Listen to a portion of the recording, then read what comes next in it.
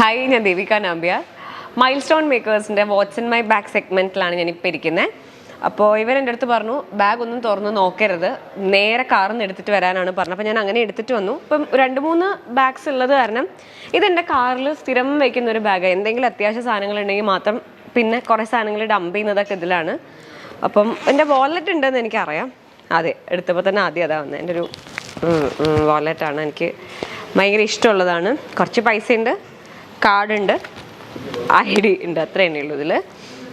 പിന്നെ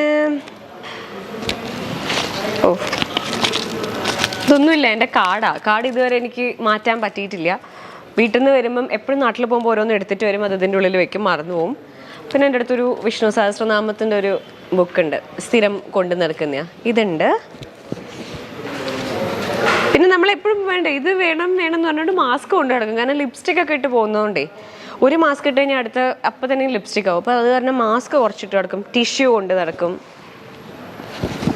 പിന്നെ പെന്ന്, ഇത്രയൊക്കെ തന്നെ ഉള്ളൂ ഈശ്വര, ഇതിൽ തീരുന്നു. കുറേ ടിഷ്യൂ ഉണ്ട്, അതുകൊണ്ട് ഞാനത് എടുത്ത് കാണിക്കുന്നില്ല. അപ്പോൾ നിങ്ങൾ വിചാരിക്കും എന്തൊക്കെയാണ് ഇതൊരു കുപ്പത്തൊട്ടി ആയിട്ടാണോ കണ്ടിരിക്കുന്നതെന്ന്. ഒരിക്കലും അല്ല. ഞാൻ എന്നും വിചാരിക്കും കുപ്പത്തൊട്ടി ആക്കരുത് ഇത്.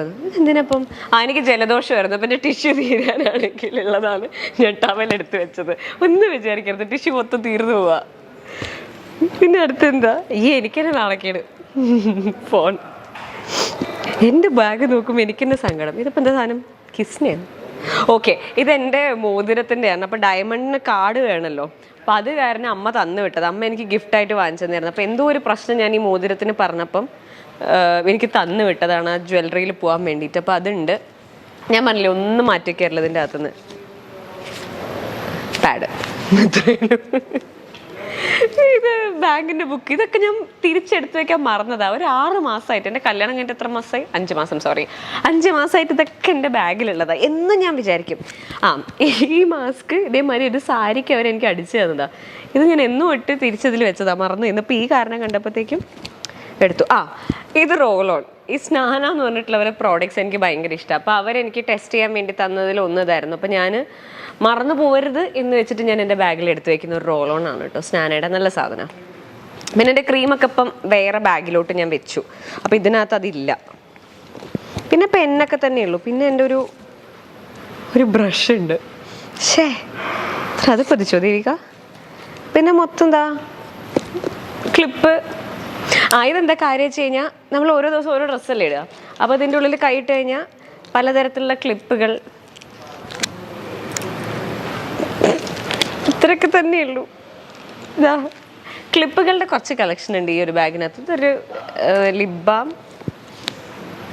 Body butter. എൻ്റെ ഭയങ്കര ഡ്രൈ സ്കിന്ന്, അപ്പോൾ അത് കാരണം ഞാനിതൊന്ന് എടുത്തു വെച്ചു. ഇത്രയേ ഉള്ളൂ, വേറെ ഒന്നും ഇല്ല എൻ്റെ ബാഗിൽ. ബാക്കിയൊക്കെ ഞാൻ പറഞ്ഞില്ലേ 3-4 ബാഗ് ഉള്ളത് കാരണം ഞാൻ അതിലോട്ട് മാറ്റിയത് കൊണ്ട് ഇത്രയൊക്കെ തന്നെ ഉള്ളൂ. അത്ഭുതങ്ങളൊന്നും കാണിക്കാനില്ല, സോറി. ഇത്രയേ ഉള്ളൂ.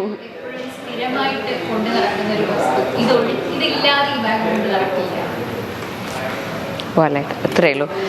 ഞാൻ ബാഗ് കൊണ്ടുപോകാൻ നടക്കുന്ന ആളല്ല, എനിക്ക് ആകെ വാലറ്റ് മാത്രമേ ഉള്ളൂ. അപ്പോൾ കല്യാണം കഴിഞ്ഞത് കാരണം മൂപ്പരൊക്കെ നോക്കിക്കോളല്ലോ എന്ന് വെച്ചിട്ട് ഞാൻ അതും കൊണ്ടുകൊടുക്കില്ല. കാരണം എടുത്തു കഴിഞ്ഞാൽ ഞാൻ ചിലവാക്കണ്ടേ, അതുകൊണ്ട് ഇത് ഞാൻ ഇതിൻ്റെ ഉള്ളിൽ വെച്ചിട്ട് മാത്രം നോക്കുള്ളൂ, വേറെ ഒന്നുമില്ല.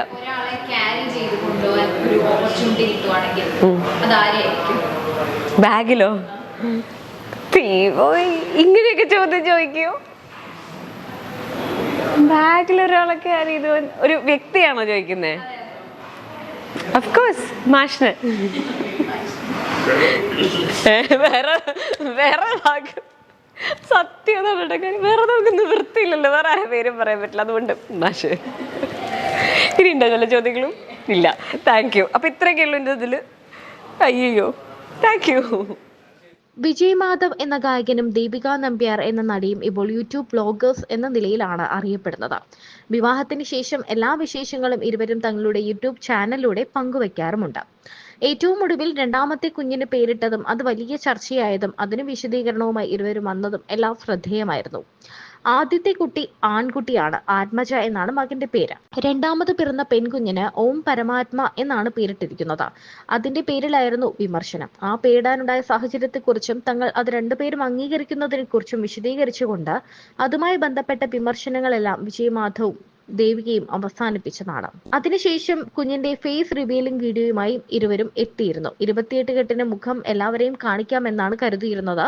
പക്ഷെ എല്ലാവരും ചോദിച്ചു തുടങ്ങിയപ്പോൾ ഇനി താമസിപ്പിക്കണ്ട എന്ന് കരുതി. താൻ എന്തിനാണ് എല്ലാം യൂട്യൂബിൽ ഇടുന്നത് എന്ന് ചോദിച്ചാൽ, ഞാൻ നിങ്ങളുടെ സബ്സ്ക്രൈബേഴ്സിനെ നമ്മളുടെ ഒരു കുടുംബത്തെ പോലെ തന്നെയാണ് കാണുന്നത് എന്നാണ് വിജയ് പറയുന്നത്. അതേസമയം വിജയ് പോലെ തന്നെയാണ് ഭാര്യ ദേവികയും എന്നാണ് ഇപ്പോൾ ചില ഇന്റർവ്യൂകൾ ശരിവെക്കുന്നത്. കാരണം ആദ്യമൊക്കെ വിജയ് ഒരു ആത്മീയതയിലേക്കുള്ള ആളാണെന്നും ദേവിക അതിലോട്ട് എത്തിയതാണ് എന്നുമുള്ള തരത്തിൽ ആരാധകരൊക്കെ പറയുന്നുണ്ടായിരുന്നു. വിജയുടെ ഈ ആത്മീയതയിലേക്ക് ദേവിക എത്തിച്ചേർന്നതാണ് എന്ന്. എന്നാൽ വിവാഹം കഴിയുന്ന സമയത്ത് തന്നെ, അല്ലെങ്കിൽ അതിനു മുൻപ് തന്നെ ദേവിക ഒരു ദൈവികമായിട്ടുള്ള കാര്യങ്ങളിൽ താല്പര്യമുള്ള ഒരാളാണ് എന്ന് വ്യക്തമാക്കുന്നതാണ് ദേവികയുടെ വാട്ട്സ് ഇൻ മൈ ബാഗിന്റെ ഒരു സെഗ്മെന്റ്.